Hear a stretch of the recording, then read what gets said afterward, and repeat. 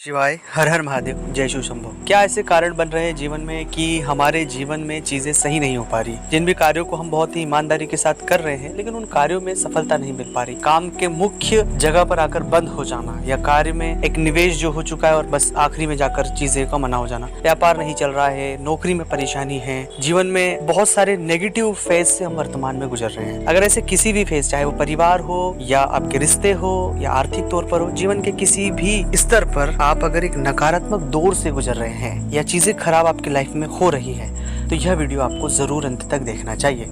ये वीडियो आपकी मदद का एक रास्ता, एक जरिया बन सकता है जिससे आप अपनी मदद खुद कर सकते हैं। यह जितने सारी बातें मैं आपके साथ शेयर करूंगा, जो भी जातक इस तरह की परेशानी और बाधाओं में फंसे हुए थे, बहुत सारे जातकों ने इन सभी बातों को फॉलो किया। फॉलो करने के बाद कुछ ही महीनों में, कुछ ही हफ्तों में उन्हें एक सकारात्मक रिजल्ट मिला और वो बाहर निकल आए। आप भी अगर जो बातें मैं आपसे साझा करने वाला हूँ उन्हें फॉलो करेंगे, बहुत कम समय में आप इन हालातों से बाहर निकल जाएंगे।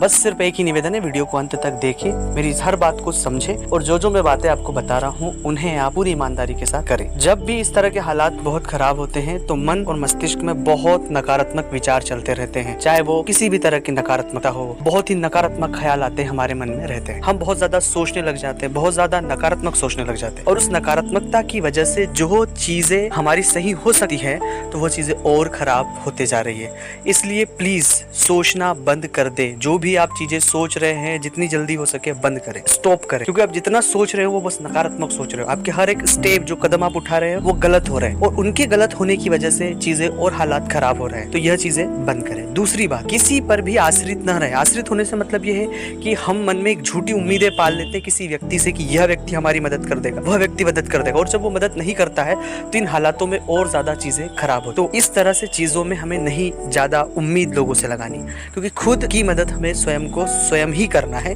यह बात भी खुद को समझा ले। तीसरी बात है कि ऐसी परिस्थितियों में बहुत ज्यादा बोले ना, बहुत ज्यादा अपने हालात एक्सप्रेस न करें, क्योंकि जितने ज्यादा हालात एक्सप्रेस होंगे, लोगों को पता लगेंगे तो लोग उसका मिसयूज करेंगे और हमारे साथ चीजें जो सही होने वाली है उसमें और रुकावटें और अड़चने पैदा होगी। इसलिए अपने हालातों को अपने इर्द गिर्द अपने ऊपर हावी न होने दे, खुद को बहुत शांत रखें। चौथी बात कि जब भी इस तरह के हालात होते हैं तो बहुत बार बहुत सारे जातकों के साथ धोखाधड़ी और छल कपट हो जाता है। इसलिए इन हालातों में जो भी चीजें आप कर रहे हैं, जो भी कदम आप रख रहे हैं, उन कदमों को सोच विचार कर रखें। थोड़ा सा चीजें डाउन टू अर्थ सोचकर आगे बढ़े। ऊपरी सतह पर किसी व्यक्ति के कह देने से, किसी व्यक्ति का इस तरह से हो जाने से उन पर न जाए। आप खुद अपनी बुद्धि और विवेक से उन बातों पर थोड़ा सा सोचे, पॉजिटिव पहलू, नेगेटिव पहलू सब चीजें सोचे और फिर थोड़े दो कदम आगे बढ़ाए।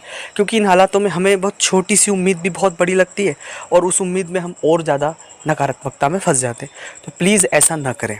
ये सभी आप स्वयं को फॉलो करना है, आप इन्हें फॉलो करेंगे तो बहुत फायदा होगा। अब हम बात करेंगे ग्रहों के बारे में, क्योंकि यह तो एक व्यवहारिकता थी जो मैंने आपसे शेयर की, जिसे आप करेंगे तो इससे भी आपके जीवन में बहुत फायदे मिलेंगे।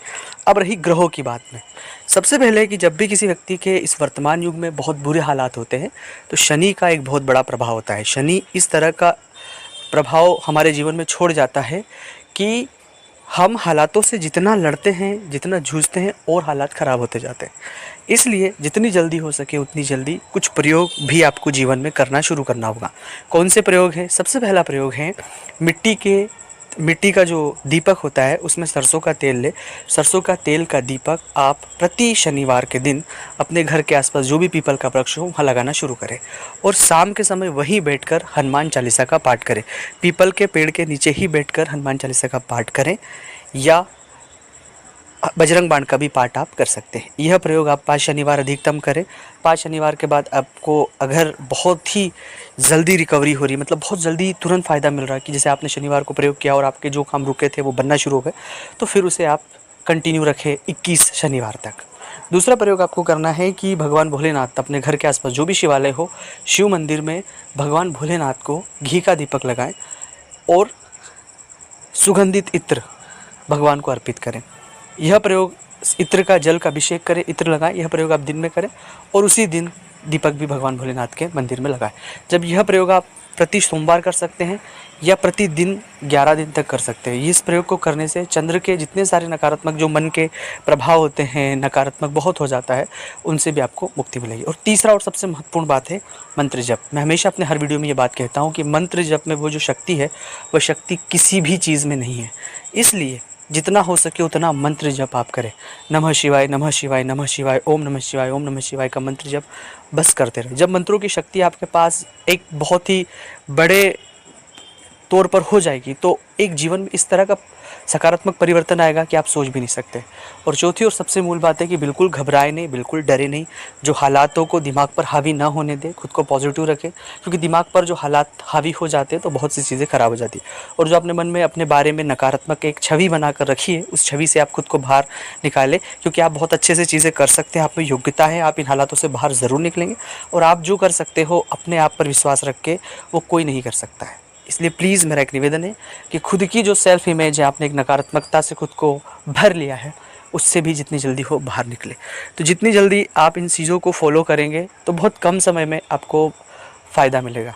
और यह प्रयोग बहुत सारे जातकों ने किए, उन्हें फ़ायदा मिला। आप भी करेंगे, आपको ज़रूर फ़ायदा मिलेगा। अगर आप चाहते हैं अपनी कुंडली का विश्लेषण हमसे करवाना, स्क्रीन पर नंबर चल रहा है, आप व्हाट्सएप पर अपॉइंटमेंट लेकर बात करें। दोस्तों, उसका फ़ीस है, फ़ीस का भुगतान करके आप बात करें, अपना जन्म तारीख, जन्म समय, जन्म स्थान बताएं, जो भी आपके प्रश्न हो वो प्रश्न हमें बताएं। मैं आपसे व्हाट्सएप कॉल के थ्रू बात करूँगा और जो भी मुझसे मदद आपकी हो पाएगी ज़रूर करूँगा। तो मिलते हैं अगले वीडियो में। अगर ये वीडियो अच्छा लगा हो तो लाइक करें, अपने दोस्तों के साथ शेयर करें और कमेंट्स में ओम नमः शिवाय ज़रूर लिखें। ओम नमः शिवाय, ओम नमः शिवाय।